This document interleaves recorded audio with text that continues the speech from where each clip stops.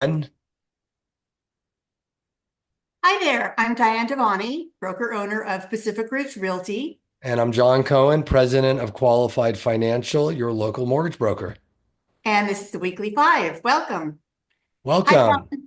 How are you? Happy I'm doing, Friday. thank you. Happy Friday to you too. Yeah, we normally do the recordings on Thursdays, but no, we got busy.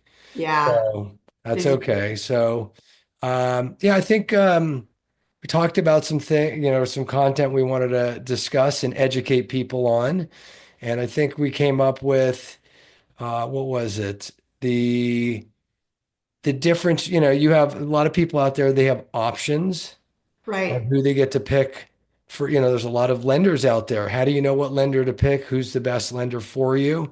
So I wanted to shed some light on it. I think that's an excellent topic. Yeah. Yeah. So I'll just shed some light on it. And so people have options. There's a lot of what are called retail lenders out there, which are like the Rocket Mortgage or a regular Bank of America, Chase, um, just a lot of the big conglomerates, a lot of big shops out there that people have heard about.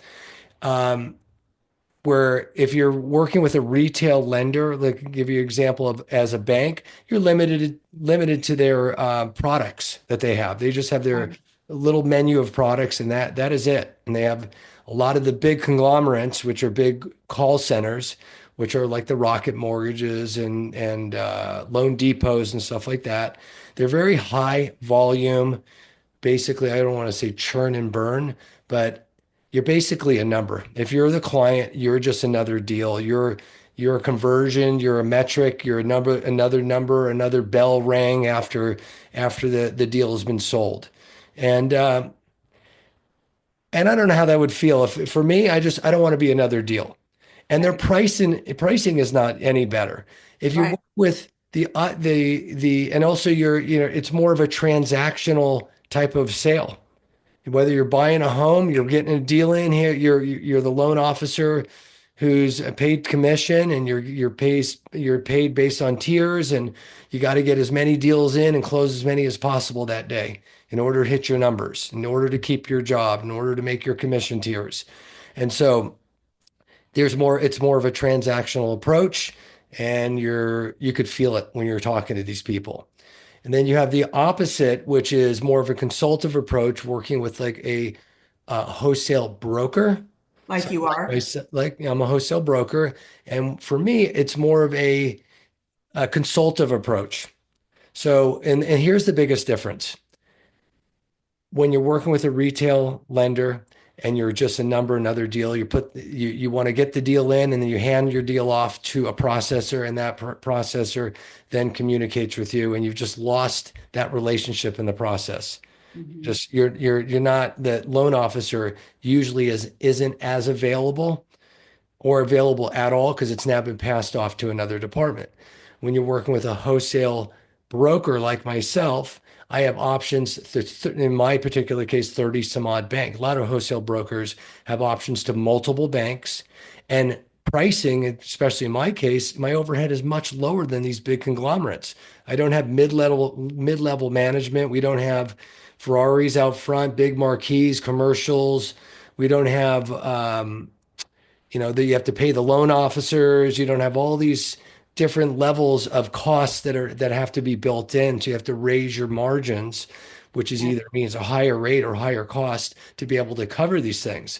And so as a wholesale broker, I get to pass the savings off to my client. So usually pricing's much stronger as Mhm. far as lower rates. That has proven to be true with you too, with every 100, client I've ever sent you. yeah, 100%. So lower rates, um, lower costs. And here's the biggest one is when you're working with like a consultant, not just a lender, you're working with somebody who's treating you like family, who's holding your hand and educating you because they're not wanting to get off the phone onto the next call, who's literally holding your hand and educating you through every step in the process so that you're coming out the other side of you buying a home, a better, more educated version of yourself. This is the biggest investment in your life if you're purchasing home or refinancing. And the last thing you want is just to be just hung up and on to the next deal. It's nice to have somebody that's teaching you in your corner, searching for the right pricing. Here's something that I do. If rates get better in the middle of a process of a loan, so say a refinance or purchase, the rates get that much better. I'm going to switch servicing banks and take you to the next bank to get you the better rate or the lower cost in the middle of the transaction. So Mhm. yes, it's a pain. Yes, it might take me and my processor double the amount of work on our end. You might have to sign a couple extra disclosures, but the bottom line is I'm looking out for your best interests and make sure that the end result is best for you and your family. Right. So here's another thing that I do the strategy, working with a realtor. If you're going out to buy a home, there's different ways we strategize, not just looking for the best rate, the best pricing. Of course, we're going to always do that. That's our due diligence is to do that for you.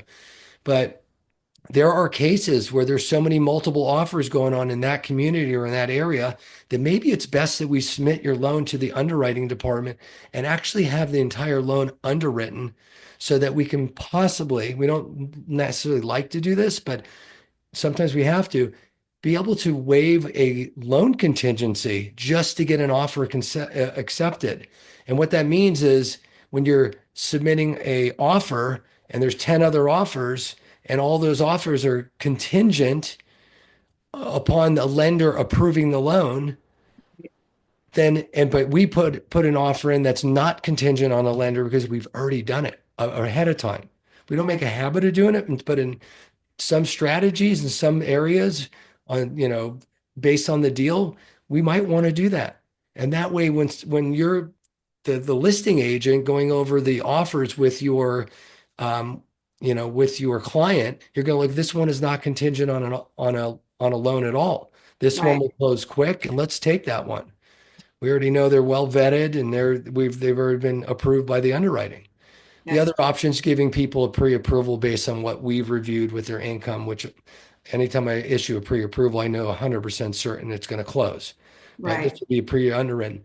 The other thing I do, this is like it's like a white glove service you're not going to get from a retail bank. You're not going to get from your loan officer at a local bank or from somebody over at one of the big call centers that you see advertised on TV or during the Super Bowl, which I'm sure you guys know what I'm talking about. But it's a very difficult time right now for people that are there's a lack of inventory. People are putting in offers, are getting, they're usually multiple offers. They're up against 10, 15 other people. So what I do for my realtor partners and for my clients, before an offer goes in, I pick up the phone and I call the listing agent and I introduce myself. I talk about the client and how well vetted they are. I go over all the details of that client on how low their debt to income ratio, how well qualified they are, how great low their I mean how great their asset position is, and then explain my process and how I'm ready and prepared to get that loan start to finish from 7 to 15 days.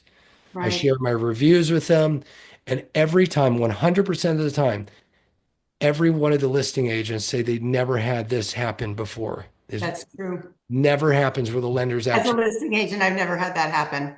And yeah, you've been the only lender I've ever known that does that. yeah. So if you're a loan officer out there, I would recommend that you do this. It goes a long way. And the listing agents say, thank you so much. And it doesn't stop there.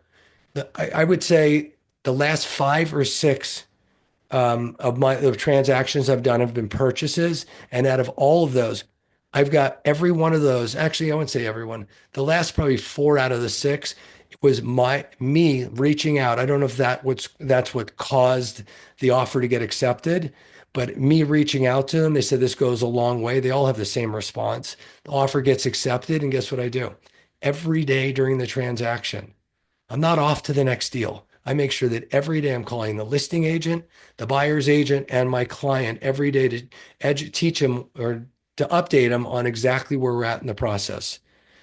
Great is that? Not only to be as a, um, as a client, for someone to hold your hand and educate you on your options, explain the process of the loan, especially it's a big commitment.